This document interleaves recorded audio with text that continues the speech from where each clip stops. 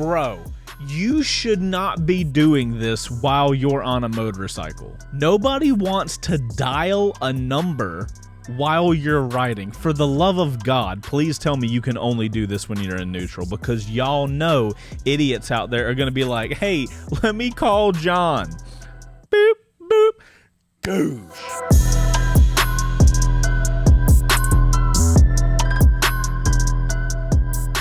Don't know if I've had enough coffee for this yet. Good morning, everybody, or whatever the hell time it is for you. So Chaseontwowheels here, and guys, Suzuki just released a brand new model, so the guys and I figured we would try a new video. We're gonna look into the model, we'll figure out all the stuff about it. We'll see what I think about it after doing this little initial research, kind of like a little first impressions video. As of a couple days ago, Suzuki just released a brand new model, their GSX-S 1000 GT. I'm going to show you guys the page. We're going to need headphones because I found out Suzuki has a YouTube channel where they post tons of videos. So we're only going to look into the GSX-S 1000 GT today, but we'll look into others later. All right, guys, so here's the page for Suzuki, and don't know how I feel about it. Let's watch their watch now thing. All right, no shade, brand new bike. Let's go. Okay.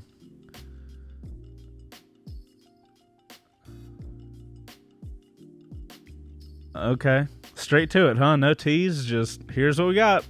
Take it or leave it. Huh. Solo champion, ready to go the distance. Okay, so obviously we're looking at a new touring bike. Awesome. Okay, Suzuki, nice job getting straight to the business. No teasy, nothing. So how long is that video? 26 seconds. Okay, cool. So GSX-S 1000 GT. Now, guys, if you're not familiar, Suzuki just this year recently released this other brand new model, their GSX-S 1000, not the GT model, which I was super excited about. We did a live on Two Wheels episode about it. I give Suzuki a lot of crap for their confusion in their street market, and I'll show you guys what I mean. So that's the Gixxer 1000. Actually, before we get to the confusion of the street stuff, I have to say that I'm a little confused at the GSX-S 1000 GT. It looks like an entirely different model than the GSX 1000, and hypothetically, if something was a GT model, it would just have a bigger windscreen and some side bags. We're looking at the GSX-S 1000 here. If we go to the GT model, the front of it is entirely different. Now, I understand this is probably for like the wind resistance and all, but it's kind of weird for something to be called the exact same thing but a GT model. Okay, let's look at specs, or whatever specs they have. 1000 Gixxer based engine. Okay, cool. That's the same type situation that the GSX-S 1000 had. Ride-by-wire electronic throttle bodies. Huh. Smoothly controlled by new ride-by-wire electronic throttle bodies. That's a pretty cool thing. Latest version of Suzuki clutch assist system. Not a huge fan of that, but we'll test it on the actual first ride whenever we get our butt in the seat. No way. Okay, that's pretty cool. So this GSX-S 1000 GT is going to be Suzuki's first motorcycle with a TFT dash or display. Can we see the display? Can we judge it? Give me a shot of the display. How you gonna not show the display? Oh, come on. Removable side bags, cool. All right, we want display. Don't know why they wouldn't show that if that was one of the key features, but anyway. Upright ergonomics, so you're gonna be more in upright, but we kind of already know that, right? Because it's a GSX-S 1000, it's their naked style bike, so we know we're gonna be upright. Suzuki's SIRS, which is Suzuki Intelligent Ride System, 3 drive modes, 5 advanced they dropped the traction control down to 5 instead of 10. That's awesome. Bi-directional quick shifter. Wow, okay. I'm here for that. This thing looks like it's gonna be interesting. I want to look at it a little more because when I look at this thing, guys, I feel like I've seen this before. Now, I want you guys to hold on with me, okay? Let's take a look. Now, I want you guys to notice the color with side bags, one thing. I want you to notice these two little sloth-looking eyes right here, and I want you to notice this little DRL. It's in the front, all right? I think I've seen these before, and I'm going to show you where. DRL? This is from a Ducati Supersport. If you don't know, the Super Sport is a more uprighted Ducati. Now, the little sloth front lights. I feel like I've seen those before. Huh. Cool, R1. I like your little sloth lights. That's very interesting. I love your design aesthetic. And now, I want you guys to look at it. Hold on, one more time. I want you to look at this. Now I want you to look at this. I feel like this motorcycle, Suzuki just had a board and they had some like darts. There was a Nikon GT on there. There was a Ducati Super Sport. There was an R1, and they're like, you got 3 darts. Throw them, and we'll make a motorcycle based on the 3 motorcycles that you hit. Okay, so like I said, Suzuki has more videos on this, so maybe there's something I'm not getting. This is Suzuki's website. Only 21,000 subs. We need to fix that. They've got a good few videos. Let's watch through them and see. Maybe I'm missing something. Or maybe I just talk a lot of trash in the morning. All right, Suzuki, we're not giving up on you yet. Let's find out intelligent ride mode stuff. Let's do that. We got traction control. We got ride-by-wire electronic throttle system. Cruise control, thank God. Easy start system. Low RPM assist. Also, can we all just have cruise control now? Motorcycle industry, please. Just, anyway, side effect. Side effect of a guy that rides a lot. Oh, there we go. Hold on. There's our dash. We found it. Haha. We did it. Let's look at this thing. Interesting. What's up? So my head goes straight to helmets. I think that's a helmet. And a Bluetooth sharing button for your phone. Also a battery life. What? Also all digital. Okay. There's a lot going on over here that's a little weird. But I don't hate what I see right now. Let's keep watching. I will say, as a motorcyclist that rides a lot of motorcycles, industry. I'm talking to all the motorcycle industry people. Recently, Ducati has done something different with the way they do their modes, and they make them obvious. They say, this one's mode 1, it's the most powerful. This is mode 3, this is the least powerful. I want to see that on everybody. I don't care. A, B, C, D, 1, 2, 3, 4. I don't care about this. I want to know what it does because y'all confusing us riders. Anyway, back to it. So A, full power. Is that what I'm getting? Aggressive power delivery as the rider gradually reopens the throttle to get the power after re-entering. Okay, cool. So with B, we get less peak power, but we get the same final result at the end of the day. Got it. So I really hope that the modes feel a lot different than what that looks like, because those modes look really similar. And if you guys have seen me talking a lot of videos, I want my modes to feel incredibly different. Now, A to C looks pretty different, but I'm wondering why B is there. I will have to hold those judgments till I actually ride it. So, bruh is getting it in the mountains. That kind of looks like Georgia, or that's probably in Asia somewhere. Bro, check that out. What are all those things? Hold on. Expanding the number of mode settings from 3 to 5 provides, what are these, like sensors? That's insane. That's awesome. Yeah, so those all have to be sensors that are like telling the motorcycle where it's leaning and stuff like that. That's really cool. Also going to be a pain to work on. Guys, I just noticed something in one of these shots. Look at this little directional pad. What is that? Thing looks funky. All right, I want to see more videos of that. Bro, come on, guys. Don't put the camera guy in the shot with his crack showing and everything. Come on, team. Don't do that, man, like that. All bent over trying to get a cool shot for you. Can we all appreciate that these dudes wore the exact same outfit? Down to the helmet. Oh, that's awesome. Good for you guys, twinsies. If this thing didn't have cruise control, I would have a huge problem. So the cruise control is one button. I'm interested to see what else is there. There's got to be something else. I do appreciate the bi-directional quick shifter. Like, that's pretty solid.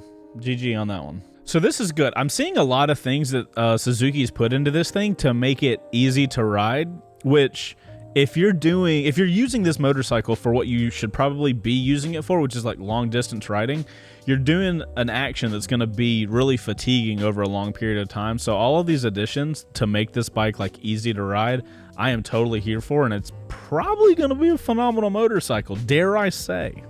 Okay, ride mode's looking good. I mean, all the technology wise, like I was saying, it seems like they've done a lot to make it easy to ride. So these are good things. What else do we have?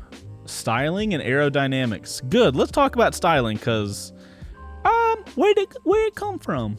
Bro, I only see this stuff because we do camera car stuff. Look at the rider stare straight into the camera. The rule number one is you never look directly in the camera. And this is why I have a mirrored visor all the time. Watch. Watch this guy. Watch him. Zer! Bro, what are you looking at? Don't do that. Don't ever do that. If you are, have your visor down. Or have a mirrored visor. Oh, that's creepy. Bro, what a hell of an elevator. I want to ride on that thing. Holy shit. Bro, that's cool. That's pretty cool. Can we just appreciate this giant motorcycle wind tunnel test? How weird does it have to feel to be that guy on that motorcycle in the wind tunnel? All this wind is coming at you and you're just like, yeah, you're moving though. Oh my gosh. I kind of want to do that though. Guys, drop a like on this video and maybe somebody will give me that opportunity. I would love to experience that. So pressure disbursement. Oh, they're trying to, okay. So what I'm noticing is if you look at the initial stage versus the final stage, the red is high pressure, blue is low pressure. And you can see the knees, the arms, the kind of like the upper chest and shoulder area and the head have a lot of red on it. I wonder how they did that. It looks like the screen was pushed up some and that just shoots the air off more. That's pretty cool. I don't know how they measure that, but that's awesome. Bro, look at that rider. He is dealing with some wind right now, fam. He's like, "Argh!" No lie though, I'm really glad to see that they spent so much energy in the wind part, because like when you're riding for a long time, dude, wind will beat you down. So that's awesome that I mean, it's a grand tour. They kind of have to. What the heck? So that little plastic piece eliminates wind that was swirling inside of where the instrument cluster is. So they added this plastic piece above the front fender. That's insane. Okay, this is the guy I want to talk to. Tomoya, where do these designs come from, man? What tabs did you have opened up when you were drawing this thing out? I don't know how I feel about the way it looks. Let me just say that. Huh. All right. Seems like they did a lot with the wind testing, but honestly, dude, it looks so much like the other bikes. The engine design, so that's modified. The smartphone connectivity. Let's do this. I don't care about the engine. It's a modified Gixxer engine that probably makes more torque in the lower RPMs than in the higher RPMs. I'm gonna throw a guess out there. The only other people that I've seen do smartphone connectivity though is I think KTM maybe, but definitely Triumph. So really interested to see this. Ducati might do it as well. Seems like we might be getting that with motorcycles these days, guys. It do look old though. Now that I'm looking at it, like this kind of, it looks out of a video game when I was a kid out playing a Game Boy. You know what I'm saying? I don't know. Maybe it'll look better in person. Suzuki app. Oh snap. What can that do though? So it looks like you can read the music that you're playing and maybe answer phone calls. That's pretty cool. So there's that switch. So we've got directional, we've got okay, we've got back. That's a pretty simple way to do it. It looks like a pushed in marshmallow, but we'll look past that. This got a real Apple Maps type feel thing. I don't know if I love it or hate it, but let's go. Let's go down this path together. Bro, you should not be doing this while you're on a motorcycle. Nobody wants to dial a number while you're riding. For the love of God, please tell me you can only do this when you're in neutral, because y'all know idiots out there are going to be like, hey, let me call John. Boop, boop. Goosh. Please. All right, maybe he'll say it. Why do you care about your calendar on a motorcycle? The incoming call, I'm totally here for it. You know, when I got my Cardo set on and my phone rings, I don't know who it is if I don't have a phone up front. I'm here for that. That's fine. I love the map thing. I don't necessarily love the way that is. Like, we already have Google Maps, Apple Maps, like whoever you want to use. Like, use what you want to use, but I don't really love the like dialing in the name and stuff. Like, I don't want to do that on my bike. as a guy who always says I want tech in motorcycles, I do not want that much tech in motorcycles. I want tech that'll like make my ride more fun. I don't want to look at my calendar. I don't want a dial screen on my oh my God. Okay. All right, that's the tech. What other videos do we have? They've got a lot of stuff in here. Okay, guys, I feel like I've seen enough of these videos. If you want to watch those, you can go to Suzuki's YouTube channel, but I feel like I'm pretty good. So at this point, I don't know how I feel about the way it looks. I can't really not see the Nikon, the Super Sport from Ducati, and the R1. I think I'm stuck in that. I don't hate the way it looks, and I kind of even dig this kind of really geometric and sharp route that Suzuki seems to be going with this GSX line. GSXS, Jesus Christ. I love this kind of like design aesthetic they're pushing for.